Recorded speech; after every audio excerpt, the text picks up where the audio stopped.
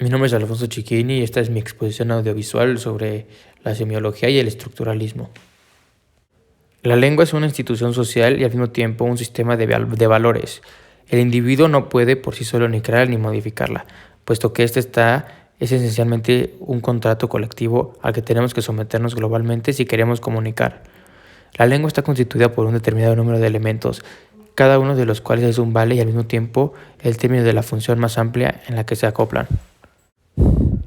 La lengua está constituida por un determinado número de elementos, cada uno de los cuales es un vale y al mismo tiempo un término de la función más amplia en las que se acoplan. Frente a la lengua, institución y sistema, el habla es esencialmente un acto individual de selección y de actualización. En primer lugar, está constituida por las combinaciones, gracias a las cuales el sujeto hablante puede utilizar el código de la lengua para expresar un pensamiento personal. Y también por los mecanismos psicológicos que permiten al propio sujeto exteriorizar estas combinaciones. Lengua y habla. Evidentemente estos son dos elementos que no encuentran una definición completa, sino es el proceso dialéctico que les une. No hay una lengua sin habla y no hay un habla que esté fuera de la lengua. En este intercambio estriba la auténtica parálisis lingüística, como ha indicado Merleau-Ponty. Puede utilizarse un habla solo si se obtiene de la lengua. En definitiva, la lengua es a la vez el producto y el instrumento del habla que nos encontramos ante una verdadera dialéctica. Hay que advertir, y esto adquiere una relevancia particular cuando pasemos a las perspectivas semiológicas, que, al menos para Saussure, no puede existir una lingüística del habla, ya que cada palabra apenas se capta como el proceso de comunicación. Es ya lengua, no hay más ciencia que la de la lengua. Himself no ha rechazado una concepción saussuriana de la lengua habla, sino redistribuido los términos de un modo más formal. Puede plantearse un problema análogo en el que concierne las relaciones entre el habla y el síntagma. Según se ha visto, el habla puede definirse prescindiendo de las amplitudes de fonación como una combinación variada de signos recurrentes. Sin embargo, a nivel de la propia lengua existen ya algunos sigmas cristalizados. Saussure cita un vocablo compuesto como magnimos. El umbral que separa la lengua de habla puede por tanto ser frágil, ya que en este caso está constituido por un cierto grado de combinación.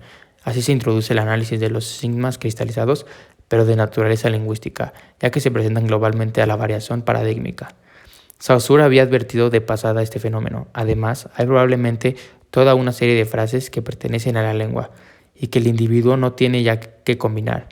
Si estos estereotipos pertenecen a la lengua y no al habla, y si está demostrado que numerosos sistemas semiológicos hacen un uso de ellos, se trata pues de una auténtica lingüística del sigma que ha de preverse.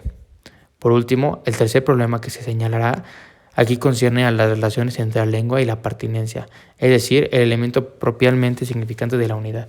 Para terminar estas observaciones sobre la distinción de la lengua habla, indicaremos dos conceptos anexos descubiertos después de Saussure. El idialéctico es el lenguaje en la medida en que se está hablando por un solo individuo, o también el ámbito entero de las costumbres de un solo individuo en un momento determinado. El individuo en un momento determinado, dice Jackson, que ha rebatido el interés de esta noción. El lenguaje está siempre socializado, incluso a nivel individual, ya que hablando a cualquiera se intenta siempre, más o menos hablar su lenguaje, especialmente su vocabulario. El idialéctico sería, pues, una noción marcadamente ilusora. Si se acepta la identificación entre lengua y habla y código-mensaje, tenemos que hacer mención a un segundo concepto anexo, que es Jackson. Ha elaborado bajo el nombre de estructuras dobles o en inglés duplex structures. No se insistirá mucho sobre este punto, ya que la conferencia de Jackson ha sido recogida en una de sus essays de Linguistique Générale.